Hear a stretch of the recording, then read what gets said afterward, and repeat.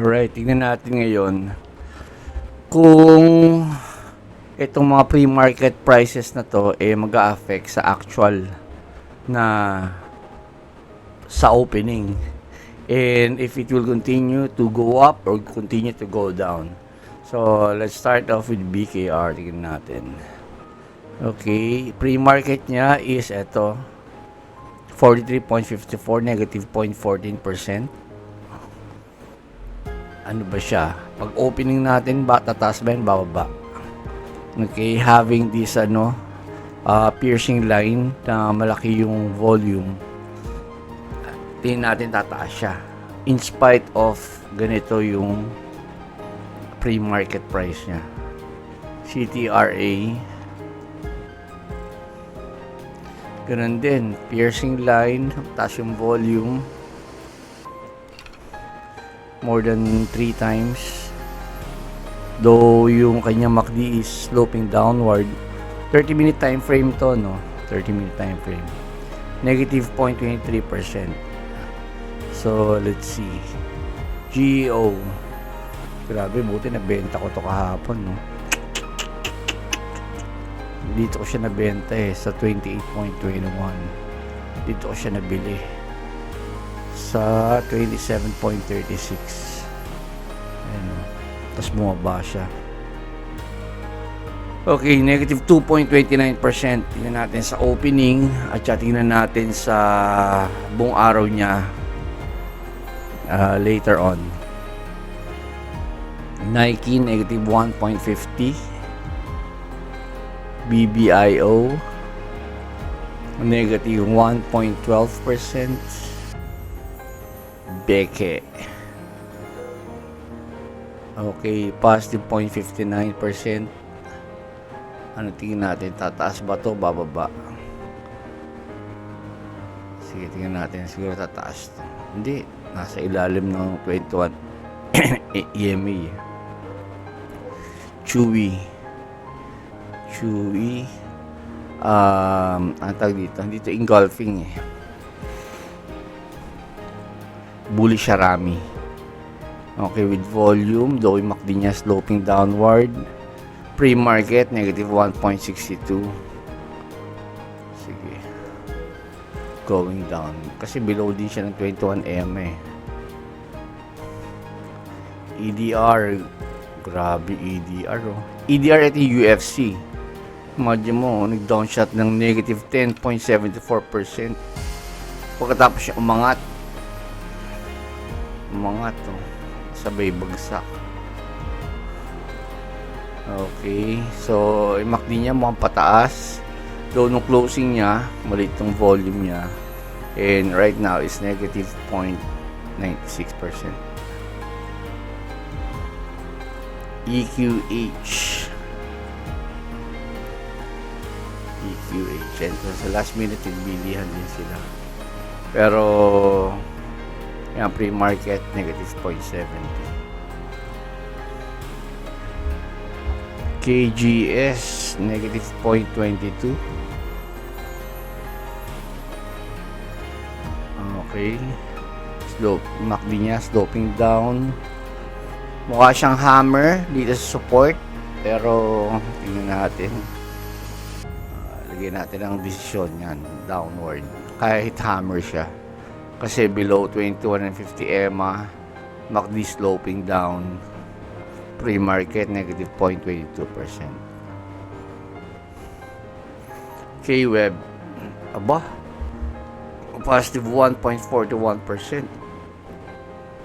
Okay, so hammer, though sloping downward itong MACD, and downtrend siya, ito downtrend din. So malaman. Okay, LMND, Lemonade. Okay, MACD sloping downward, grabe, negative 3.75. Makaka-recover kaya ito? Malaman. And by the looks of it, no, uptrend tong kanyang price, pero yung kanyang volume sloping downward as well as MACD. So it's a divergence, so mataas ang probability that it will continue to go down. Okay, LNC, piercing line,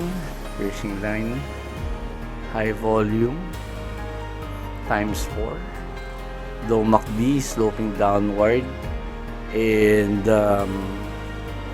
negative 1.56 pre-market.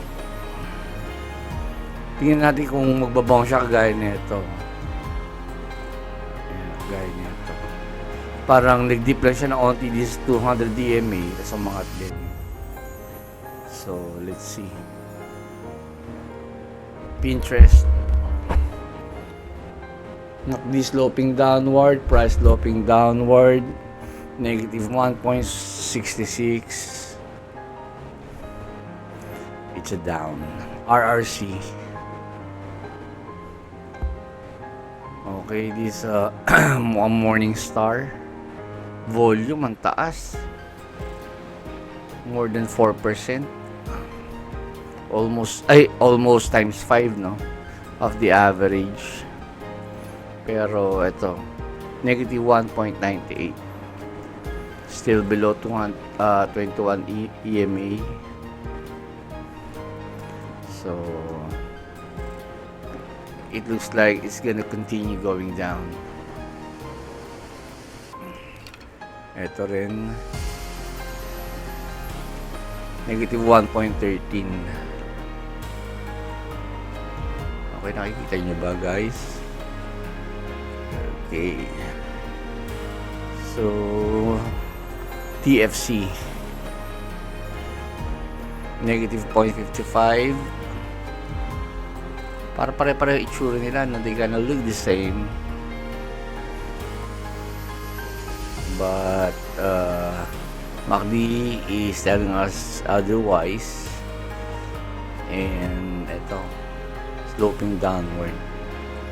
Kahit piercing line siya, mukhang negative. Toast, low, lower low. So and negative 1.55 sa pre-market. VNO, these are realty. Okay. MACD sloping downward, bullish Rami, negative 0.27%. Ito, magkocross siya, sloping downward. So it's continuous downtrend. And XPEV,